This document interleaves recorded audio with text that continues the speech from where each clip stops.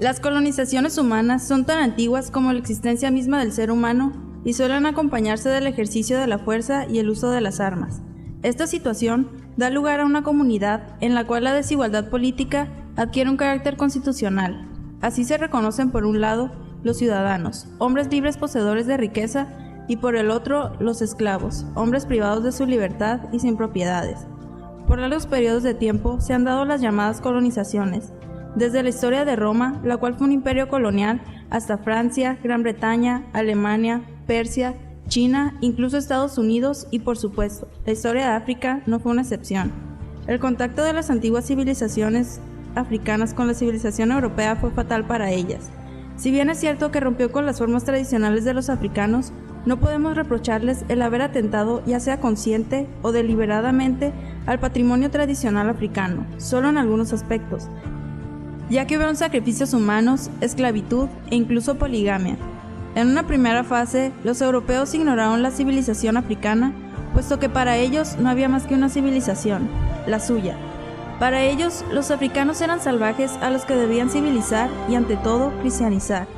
Al ser la religión cristiana la única verdadera para los europeos, el cristianizar al infiel era darle la salvación y la vida eterna, y eso fue lo que hicieron con los africanos. En 1880 era un continente desconocido en el que los europeos ocupaban únicamente una serie de posiciones costeras.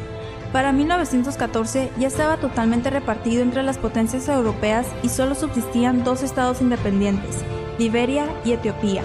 Las primeras ocupaciones fueron las que se hacían en la costa por parte de los marineros portugueses, quienes iniciaron con bases de aprovisionamiento.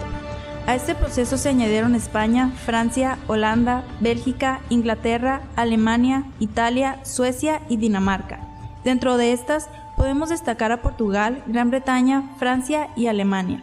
Portugal, por su parte, ignoró el racismo y aceptó fácilmente el mestizaje entre los dos continentes, pues al ser bautizados cristianos los africanos eran considerados iguales a ellos. La colonización británica tuvo una base mercantil y fue generalmente respetuosa con las costumbres y tradiciones locales, siempre y cuando éstas no interfirieran con la paz pública y con la seguridad del comercio. Francia fue un poco más intervencionista que los otros estados europeos y tenía como ideal el hacer de los colonizados ciudadanos franceses. Un poco más breve que las demás fue la colonización alemana, que bajo el nombre de política de bienestar se proponía hacer de los africanos administrados disciplinados y económicamente rentables. Durante el avance de los estados europeos al interior del continente encontraron un obstáculo que debían eliminar: los pueblos africanos costeros, a los que tenían que pagar por su papel de intermediarios comerciales. En el siglo XIX, las expediciones realizadas en África comenzaron a tomar un sentido militar con la intención clara de ocupar el continente de manera permanente. En este contexto se fue consolidando la firma de tratados entre estados europeos con la finalidad de repartirse el continente africano.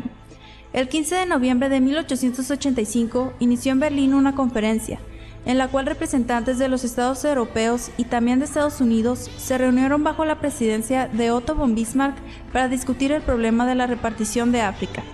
En un inicio comenzaron tratando temas un poco más humanitarios y propusieron condenar el tráfico de esclavos, así como la venta de bebidas alcohólicas y armas en ciertas regiones. Poco después comenzaron a establecer las reglas por las que debían guiarse las grandes potencias en la búsqueda de sus colonias.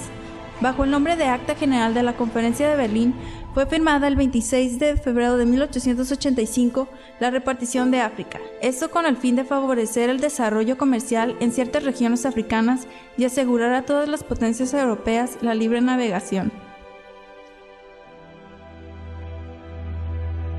Este acuerdo precipitó la aparición de un nuevo concepto entre ambos continentes.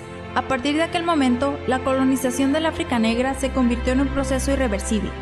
Esta repartición y división del continente transformó de forma radical el desarrollo posterior de los pueblos africanos. Se habían roto estados y culturas milenarias y se forzó al contacto entre pueblos históricamente antagónicos.